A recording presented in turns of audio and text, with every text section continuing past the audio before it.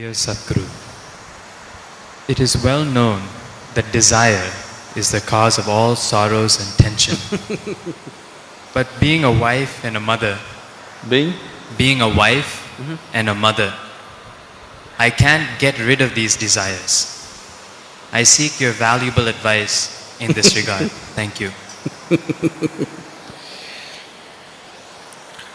Now,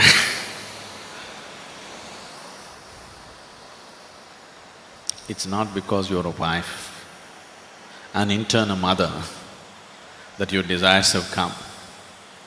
If you were nobody's wife, probably you were desiring, when you were nobody's wife, you were desiring to be somebody's wife.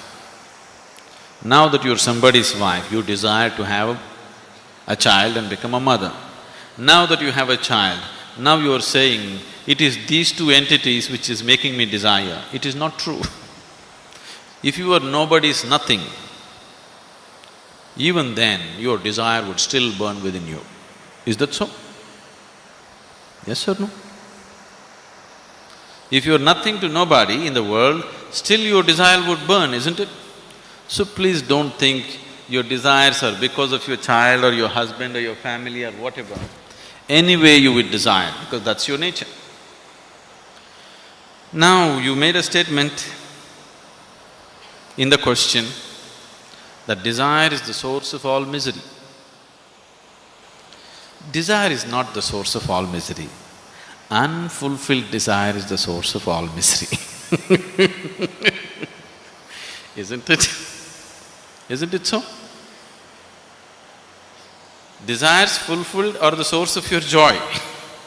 Unfulfilled desires is the source of your misery. Now, what to do with the desire? Shall we kill the desire? I know people have been teaching you such things.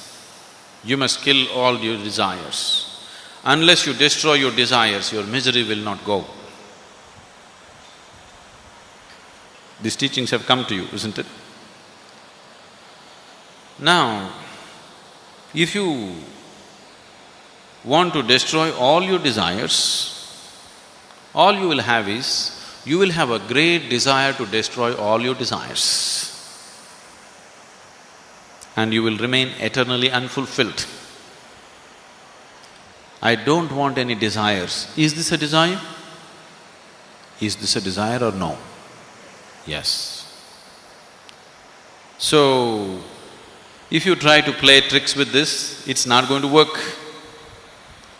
Because desire is not desiring for anything in particular. The energy which you call as desire is not different from the energy that you call as life. If you want to move from point A to point B, you need a desire, isn't it? Now, what brought you here today? It is not your bus or car or something else, it is your desire which has brought you here today, isn't it? What is it that will take you home? It is your desire which will take you home. What is it that which will make you eat? It is your desire which will make you eat. So, what you call as desire is not any different from what you call as life. The life is desire. The very basis of your life is desire, isn't it? So if I tell you kill the desire, the only way is to hang yourself. There is really no other way. Now I want to die, that is also a desire, isn't it? Yes or no? So do not deceive yourself with these things. Desire is the very essence of your life. But at the same time, you also know that desire is an unending thing. If you fulfill one, the next one will be ready. If you fulfill that, the next one will be ready. It keeps you on all the time. And obviously, some desires will be unfulfilled, and those unfulfilled desires cause much misery to you. If you look at the desire, actually when we started, this is what we were looking at. We just did not use the word desire. There is something within you longing to be little more than what you are right now, isn't it? That is desire. So your desire's ultimate goal is unboundedness, the infinite nature. But because you're unaware, you are giving it an unconscious expression for the longing that is wanting to become unbounded. So you don't have to destroy your desire because you cannot. Can anybody destroy their desire? Is it possible? There is no way, because that's life. It is just that you have to make your desire into your conscious process. Right now it is functioning unconsciously, because right now your desires are not even about you. Please look at this. Right now you're living in Trivandrum or Thiruvananthapuram. Your neighbor has a big car. What is your desire? You want to have 2 cars like that. Now you don't know all these cars, you are living in a remote place and your neighbor has 1 big buffalo. What is your desire? You want to have 2 buffaloes like that. So your desire is just a reaction to the social situations in which you're living, isn't it? This is so because this longing to expand is finding unconscious expression.